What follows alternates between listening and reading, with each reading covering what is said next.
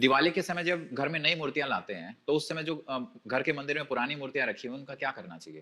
दीपावली पर जो लोग मूर्तियां लेकर आते हैं, पुरानी मूर्तियों को हटाते हैं, कब हटाने चाहिए, कैसे हटाना चाहिए, नई मूर्तियों को कैसे स्थापित करना चाहिए, नई मूर्तियों को लाने का क्या महत्व है, ये अनेक प्रश्न हैं जो लोगों को पता होना चाहिए। मूर्ति लेकर आए, एक चौकी लगाई, पे कपड़ा बिछाया, लक्ष्मी गणेश जी को बैठाया, अपना पूजन किया। अगले दिन या उसके अगले दिन, जो कुछ लोग 1 दिन, 2 दिन, 3 दिन रखते हैं, जो पहले वाले गणेश जी हैं, लक्ष्मी जी हैं, उनको हटाया और नए गणेश जी, लक्ष्मी जी को आपने वहां पर बैठाया। मतलब कल तक आप हमारे काम के थे, आज आप अपने घर जाओ, या तो उन्हें पेड़ के नीचे रखाएंगे, किसी तालाब में फेंकाएंगे, या किसी नहर में डालेंगे। यही है। जो आपके घर में लक्ष्मी जी, गणेश जी हैं, जो आप मार्केट से खरीद के लेकर आ रहे हैं, क्या वो मिट्टी के हैं? वो आजकल पीओपी वगैरह इनके सबके बने हुए आ रहे हैं। फिर जो आपने पूरी वर्ष उनकी पूजा की है और फिर उनको उठा के आप फेंकने जा रहे हैं, मतलब आपकी जब तक जरूरत है तब तक तो मैं आपसे बात करूं, और जैसे अभी कोई दूसरे भाई साहब आ जाए, मैं आपको कहूं भाई साहब आप जाओ, या आपको उठवा के मैं बाहर फिकवा दूं, तो अच्छा लगेगा? न हमें अच्छा लगेगा तो हमारे प्रभु को कैसे अच्छा लगेगा? गणेश जी और लक्ष्मी जी की जो पूजा है वो बेसिकली क्या है? हमारे घर में लक्ष्मी गणेश जी इतने बड़े परमानेंट रहने चाहिए, और वही रहने चाहिए, हर साल बदलने नहीं चाहिए। हर साल बदलने की प्रक्रिया जो है ना, वो गलत है। लक्ष्मी गणेश जी यदि आप मिट्टी के बना भी रहे हैं, तो उनको अलग चौकी पर रख के आप उनका पूजन विशेष रूप से कर सकते हैं। पहले घरों में स्थान नहीं था, पहले एक गांव के बाहर मंदिर हुआ करता था, और वहां मंदिर होता था, घरों में पूजन किया जाता था, तो घर में छोटे से मिट्टी के गणेश जी बनाते थे, और कलावा लपेट दिया जाता था, धागा लपेट के गणेश जी विराजमान कर दिए जाते। माता लक्ष्मी के लिए कमल का फूल, वो उनके लिए है, तो कमल का फूल गणेश जी के बराबर में चढ़ा दिया जाता। तो जो मिट्टी के बने हुए हैं वो गणेश जी, और कमल पर बैठी हुई लक्ष्मी जी, वो साक्षात गणेश जी, लक्ष्मी जी का प्रतीक वही है। तो पहले क्या होता था कि घरों में पूजन किया, पूजन करके उनको प्रणाम कर दिया, क्योंकि घर घर है, मंदिर नहीं है, और मंदिर की व्यवस्थाएं नहीं है, तो उन्होंने वो सारा सामान जो उनको भोग लगाया था उसके साथ सारी चीजें उठाते थे, और जो मिट्टी के गणेश जी हैं उनको ले जाकर किसी तालाब वगैरह में वहां पर विसर्जित कर देते थे, क्योंकि पूजन के लिए प्रभु को बुलाया गया। अब पूजन हो गया, हमने आपकी पूजा कर दी, आप अपने लोक में रहिए और हमें सुख संपत्ति दीजिए, हम अपने लोक में रहेंगे। यही है। हुँ। अब इसके बाद धीरे धीरे ट्रेंड चलता गया। आज लोगों ने क्या काम किया है? आज लोगों के घरों में देखिए आप, मंदिर बना लिए, लकड़ी के सुंदर से मंदिर बना लिए, और उसके बाद उन्होंने धीरे धीरे धीरे धीरे मूर्तियां लाना शुरू, एक एक मूर्तियां। एक लक्ष्मी जी की फोटो लेने के लिए आप मार्केट में चले जाइए, दिवाली पे देखिए, किसी प्रिंटर ने कैसी लक्ष्मी जी बना रखी है, किसी ने कैसी बना रखी है, किसी ने कुछ और डिजाइन बना, मतलब लक्ष्मी जी के कितने रूप बना दिए हैं। आपको यदि सच में पूजा करनी है तो अपने घर कमल के फूल पर एक कटोरी में चावल रखिए, चांदी का सिक्का रखिए, कमल का फूल रखिए। अभी बताएंगे कि मतलब किस प्रकार से हमें पूजन करना चाहिए। किंतु जो प्रश्न आपने पूछा कि हमें गणपति लक्ष्मी जी को विसर्जित करना चाहिए, कदापि नहीं। छोटे छोटे से यदि आप चांदी के लाके रख सकते हैं तो चांदी के रखिए, इतने इतने बड़े, इससे ज्यादा बड़े नहीं। मिट्टी के यदि आप बना सकें तो उनको स्थापित कर लीजिए, नहीं है तो एक बार आप जो लक्ष्मी गणेश जी लाए हैं उन्हीं को मंदिर में रखा रहने दीजिए, उन्हीं की सेवा करिए। दीपावली पे उनको अच्छे से वस्त्र इत्यादि पहना के, तिलक करके उनको वहां बैठाइए, उनको सजा के तो बैठाइए कि दिवाली मना रहे हैं प्रभु, हम देखो आपका पूजन करेंगे हम। ऐसा हो सकता है कि जो नई मूर्तियाँ लेके आए, वो भी रख सकते हैं मंदिर में नई और मूर्तियां हमें लानी ही नहीं चाहिए। पहली बात, जो 1 साल से आपकी रक्षा कर रहे हैं, जो 1 साल से लक्ष्मी जी आपको दे रही हैं, गणेश जी आपके संकटों को काट रहे हैं, जो आपके घर में सुख समृद्धि दे रहे हैं, या तो उन्होंने 1 साल दिया नहीं है आपको, पूरी साल दे रहे हैं ना, वो सब कुछ दे रहे हैं। आज दीपावली वाले दिन ऐसा क्या आपने खास कर दिया जो आपने बस वो खील बतासे मिठाई वो पुष्प वो माला वो आपने चढ़ा दी, आरती कर दी, काम खत्म हो गया। कितनी बड़ी पूजा कर दी आप। जैसे आप अपने बच्चे के बर्थडे पार्टी में इससे ज्यादा अच्छा फंक्शन कर लेते हो, इससे ज्यादा अच्छा नाच लेते हो, गा लेते हो, कम से कम एक फोकस होता है कि मुझे बर्थडे पार्टी मनानी है। हमारे लक्ष्मी गणेश जी के लिए तो इतनी देर फोकस ही नहीं है, जल्दी जल्दी हो गया फोकस, सारा पता है कहाँ है? हमने कपड़े पहनने हैं, मिठाई के डिब्बे बनाने हैं, लक्ष्मी जी गणेश जी घर में बैठे हैं, आएंगे लक्ष्मी जी या नहीं आएंगी कोई लेना देना नहीं, बोले बाहर सारे दोस्तों में जाइए मिठाई के डिब्बे बांटिए, बोले हम ये हैं। अब आपको जिन्होंने हम बनाया है, आप अगले दिन उनको विसर्जित करने जा रहे हो। तो अभी तो वो नए नए आए हैं, जो नए नए आप बाजार से लेके आए हैं, 6 महीने तो आपको समझने में भी तो लगेगा ना समय। हुँ। जो आपको समझ चुके हैं, जिन्होंने आपके पूरे घर की गतिविधि देखी है, आपकी स्थिति देखी है, आपने पूरी साल उनसे जो प्रार्थनाएं की हैं वो सुन चुके हैं। अब इस दिवाली से उनको देने का समय आया है, तब आप उनको दरकिनार कर रहे हैं, है ना। मैं अभी आपको 1 घंटे अपनी समस्या सुनाऊं, अब आप मुझे कोई जवाब देंगे, इससे पहले मैं आपको कहूं कोई दूसरा आ गया, अब मैं उसको सुनाऊं। ऐसे एक एक करके सब चलते जाएंगे, मेरे जीवन की समस्या का समाधान नहीं हो सकता। क्या घर के मंदिर में अलग अलग भगवान की मूर्तियां होनी चाहिए? नहीं, जो इस इष्ट को आप मानते हैं, लक्ष्मी गणेश जी आपके यहाँ होने चाहिए। इसके अलावा आपके घर में जिस इष्ट को आप मानते हैं वही उनकी केवल एक ही मूर्ति होनी चाहिए। मूर्ति भी नहीं तो एक छोटी सी प्रतिमा होनी चाहिए, बड़े बड़े पोस्टर भी नहीं होने चाहिए। हर दीवार पे जो आपने घरों में देखे हैं कि यहाँ भगवान जी, यहाँ भगवान जी, भगवान जी, भाई साहब ये मंदिर नहीं है। यहाँ आपके घर में बहुत सारी विशुद्धियां हैं, बहुत सारी नेगेटिविटी है, क्योंकि आप लोग आपस में जो बातें कर रहे हैं वहां भी नेगेटिविटी है, हर चीज में अशुद्धता भी है। ये घर है, उनको एक जगह स्थान देके सम्मान के साथ स्थान देना चाहिए। और दीपावली पर जो पूजन है आपके घर में, विशेष रूप से सुबह को दीपावली 29 तारीख को धनतेरस लगेगी, त्रयोदशी होती है। अब 29 तारीख की शाम को आप त्रयोदशी का दीपक जलाएंगे, त्रयोदशी के लिए सामान आप खरीद के लेके आ सकते हैं। आजकल एक और चीज चली है कि अलग अलग राशियों के लिए अलग अलग धातु की चीजें खरीदें। जैसे कुंभ राशि वाले स्टील की कटोरी लाएंगे, सिंह राशि वाले तांबे की कटोरी लाएंगे, धनु मीन वाले पीतल की कटोरी लेकर आए, कोई कांच की शीशी लेकर आए, कुछ चीजें ऐसी। ये सब यूट्यूब पर और फेसबुक पर और आप ये जो चीजें देख रहे हैं ना, सोशल मीडिया का इतना बड़ा डिसएडवांटेज है कि मार्केट में लोगों को भ्रमित कर दें। क्या ये सारी चीजें लानी, आपके घर की जो जरूरत की चीजें वो सभी लेकर आए आप। पर्टिकुलरली धनतेरस वाले दिन क्या जरूरी है, या अपनी राशि के अकॉर्डिंग जो आप धातु से बनी हुई चीजें ला रहे हैं, क्या वो आपके लिए शुभ है?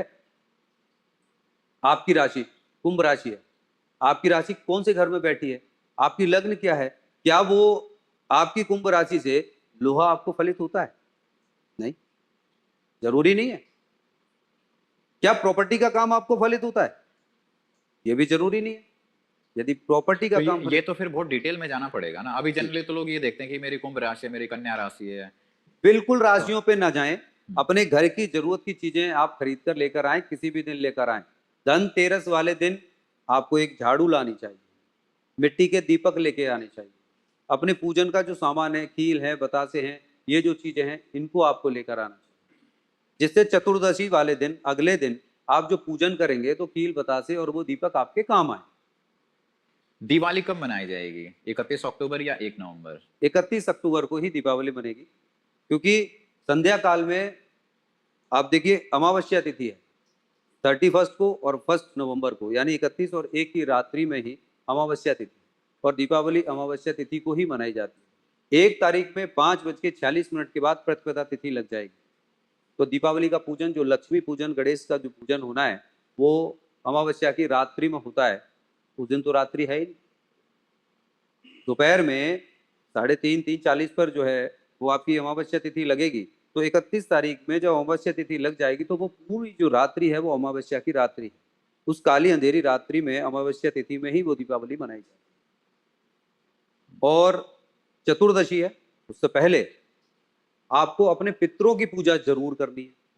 पितरों की पूजा सुबह को आप अपने पितरों की पूजा करें। जिन लोगों के खेतों में बाहर वहां पर जाके पितृदेव बने हुए हैं उन लोगों को वहां जाके पूजा करते हैं, लेकिन अपने घर में जो पितरों की फोटो तस्वीर लगी हुई हैं उनको साफ बिल्कुल करें। साफ स्वच्छ करने के बाद माल्यार्पण करें, जो भी आपके घर में बना है उसका भोग लगाएं और वो भोग जाके गौ माता को खिलाएं।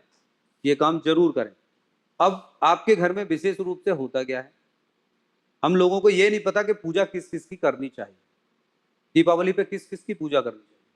केवल लक्ष्मी गणेश जी को जानते हैं कि इनकी पूजा करनी चाहिए। अच्छा, लक्ष्मी जी धन देती हैं, सच में धन देती हैं। अब आप 50 आडंबर जो पैदा करेंगे या 1000 चीजें रखेंगे, उनके रखने से क्या वो चीजें सारी संभव हैं? ऐसा किसके पास पैसा नहीं है? नहीं भी होगा तो कर्जा ले लेगा, 10-20 हजार रुपए ले लेगा। आप यदि लक्ष्मी जी के लिए जो जो चीजों की जरूरत है, जिनसे पैसा आएगा, वो हर व्यक्ति ला कर सकता है। क्या क्या चीजें हैं वो? जैसे आप हत्ता जोड़ी देख रहे हैं, श्यार सिंगी देख रहे हैं, और गोमती चक्र हैं, और शंखी हैं, बहुत सारी चीजें ऐसी हैं, हल्दी की गांठें हैं। इन सबको रखने से लक्ष्मी जी आती हैं। लेकिन इन सबको सिद्ध करना आता है नहीं। हमें पूजा करनी कैसे, आप इसे सिद्ध करके भी रख लीजिए। लक्ष्मी जी आएंगे घर पे, सुबह को पहले पितरों की पूजा करें, माता काली और माँ प्रभु हनुमान जी की पूजा अवश्य करनी चाहिए।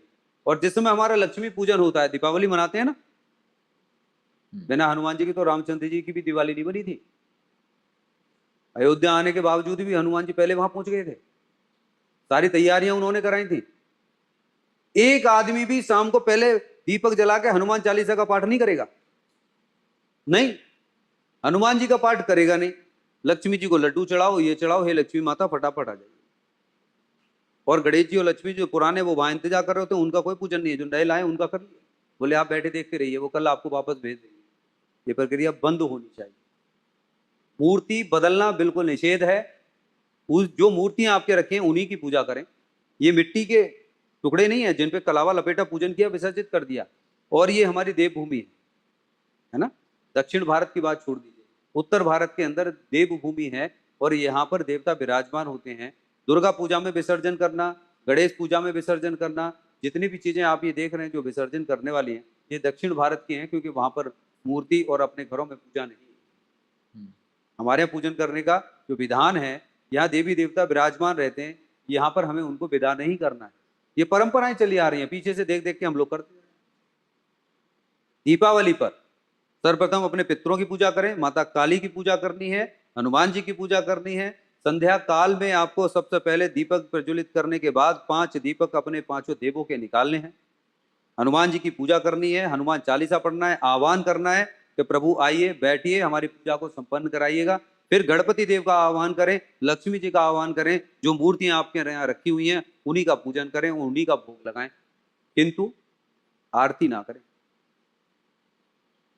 लाभ पंचमी आती है, जैसे अगले दिन आपने गोवर्धन पूजा देखी है, उसके बाद भैया दूज आती है, तृतीया, चतुर्थी और पंचमी, उसको बोलते हैं लाभ पंचमी।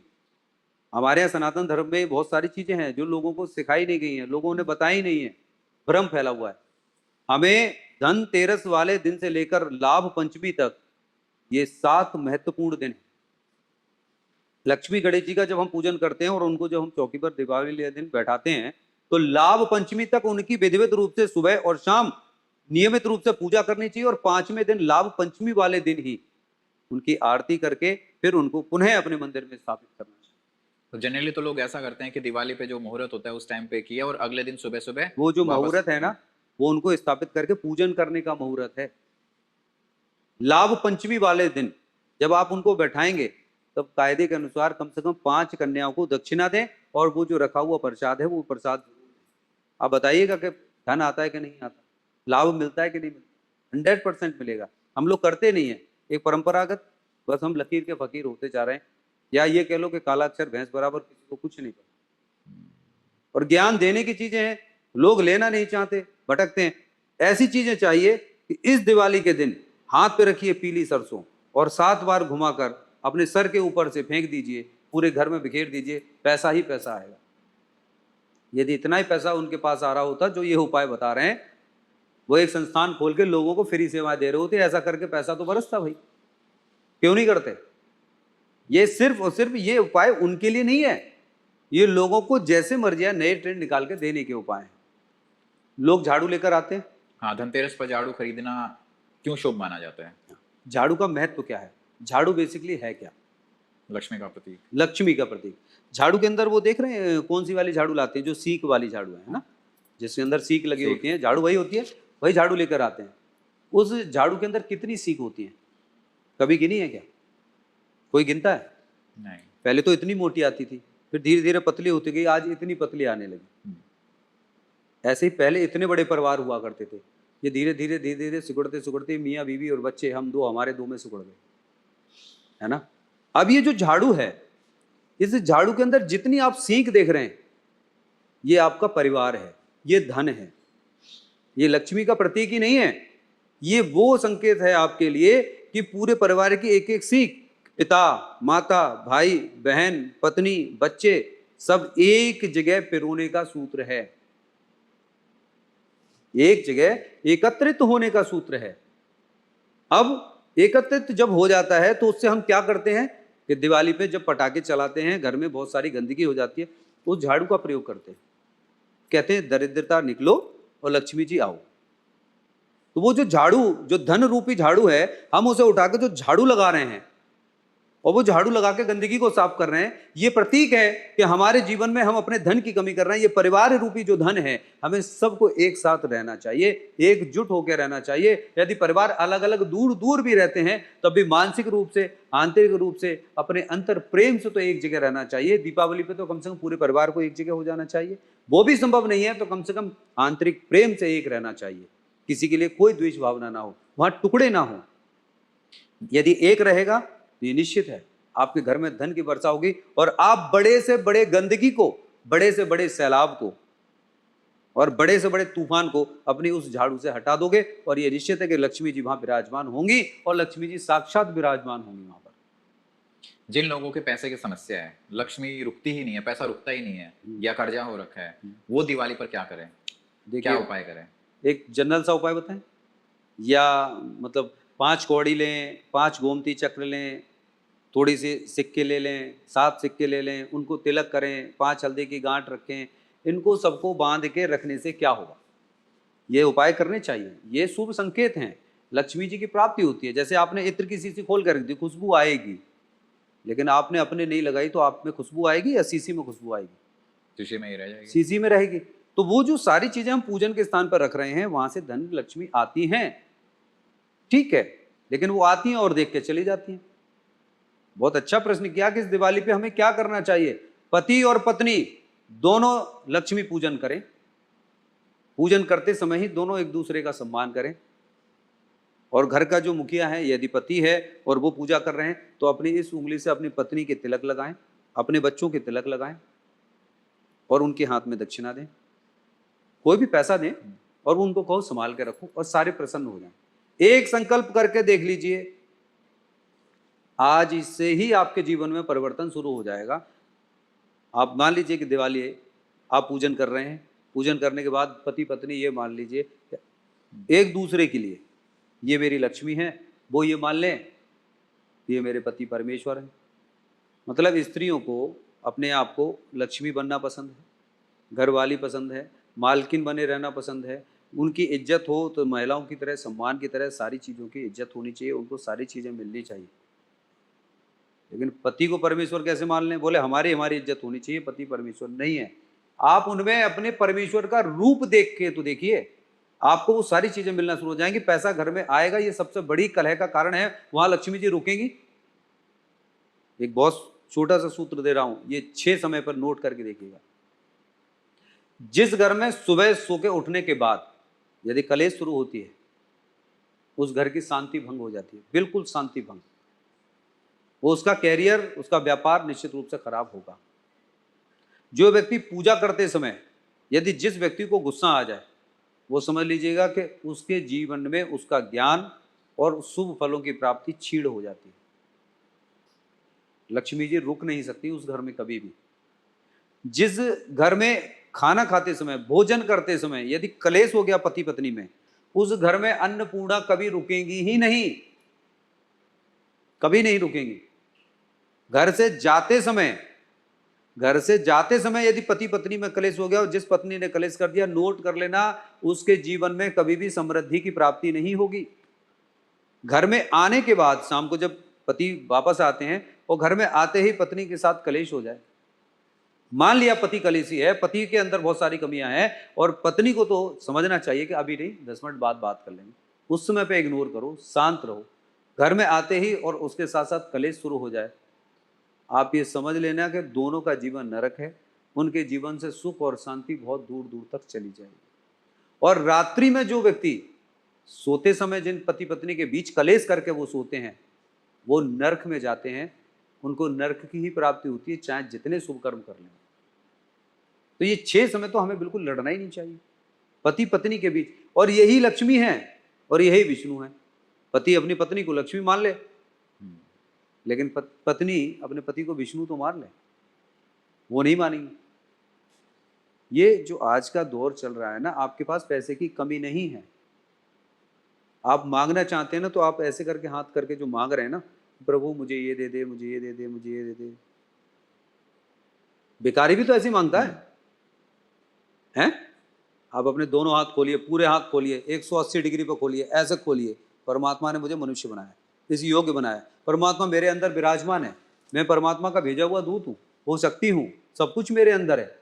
यदि मुझे उससे मांगना है तो वो छोटी चीज नहीं है। मैं 180 डिग्री के हाथ पंख फैलाकर मांगूंगा, तो मुझे इतना चाहिए। मुझे खाना तो इतना ही है ना, पहनना उतना ही है ना, समाज सेवा करने के लिए भी तो पैसा चाहिए, वो सब चीजें पूर्ति करने के लिए पैसा चाहिए, लोगों को ज्ञान देने के लिए पैसा चाहिए ना, मुझे जाने के लिए पैसा चाहिए ना।